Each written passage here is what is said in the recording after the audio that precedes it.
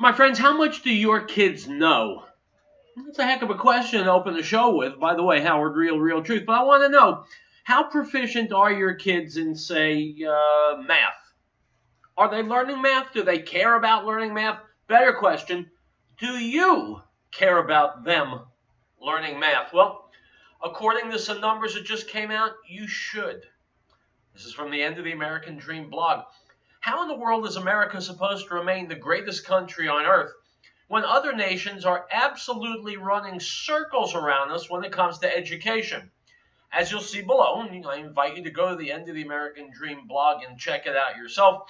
One survey found that 15-year-old students in China are almost 4 full grade levels ahead of 15-year-old students in the United States in mathematics. This is one of the most damning indictments of our education system I've ever come across, and it's yet another clear indication that what we're doing is simply not working. Our children are not being given the tools they need to compete in our modern society, and we have only ourselves to blame, unquote.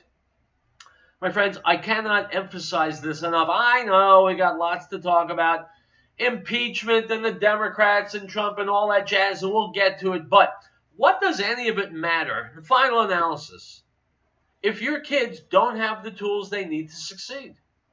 What does it mean for them? What does it mean for America?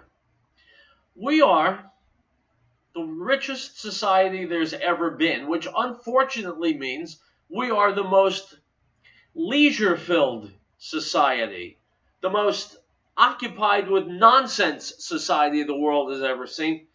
There are so many fun things to do. There's TV shows, and there's electronic games, and there's social media, and there's music, and there's movies, and all kinds of jazz like that. So much more fun than doing math, or for that matter, than raising our kids right. We're so beguiled by our entertainments that we forget that we have to parent, and part of parenting is insisting that kids learn the rudiments, the fundaments. English, math, history, science. And so we're falling way behind. And China is, I don't know what you've heard or what you've been reading, but I'm still reading Newt Gingrich's book, Trump versus China.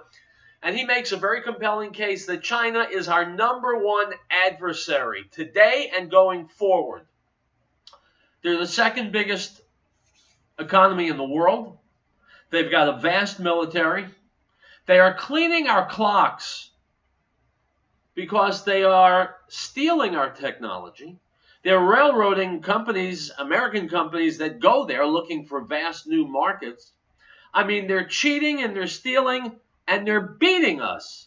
And one of the ways they're beating us is that their education system is doing a heck of a lot better job than ours. So not just for the competition with China, not just for the competition with all the other countries in the world, not just for the future of the United States of America, but for your children's future, your children.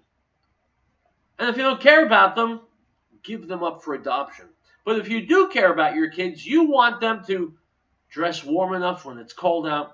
You want them to have enough food to eat. You want them to see a doctor and a dentist. And you want them to learn what they need to learn in school. God knows when they get shipped off to a college or university, there's a great chance that they're going to learn all kinds of nonsense and garbage that you never wish got put inside their heads. So while you have them at home, while you have the greatest influence on them, see to it that they get the fundamental stuff. And that begins with math, science, English, history. This is the core of education. And if they're not getting that, they are going to fail. And you are already failing as parents. Item from the Daily Wire. Piers Morgan blasted the European leaders who mocked President Trump at a meeting for NATO leaders in Europe, snapping that they acted like, quote, spiteful little mean girls, unquote. Morgan was referring to the hot mic video clip showing French President Emmanuel Macron, Canadian Prime Minister Justin Trudeau, British Prime Minister Boris Johnson, and Dutch Prime Minister Mark Rutte joking about Trump at Buckingham Palace. He noted in response to the leaders mocking Trump, quote, "There they all were, sniggering and bitching away like spiteful little mean girls about U.S. President Donald Trump, the modern-day Caesar," unquote. Folks, it's not good when people snicker about someone else.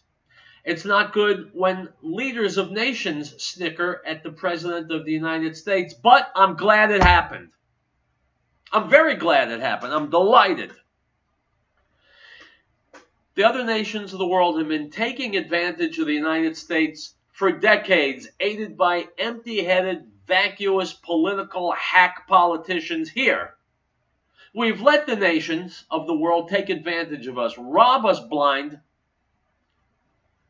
and the leaders of the nations always thought well of our presidents. They had great things to say about them. Of course they do, because they're asleep at the wheel, and they've been allowing those countries to steal from us.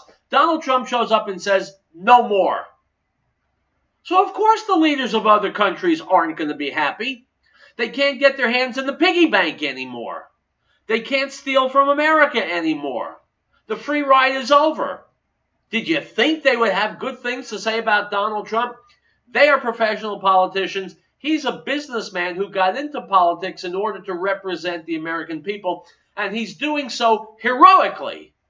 And so because he's doing his job and doing it very, very well, I would expect people, leaders around the world, to dislike him, because they can't steal our lunch money anymore.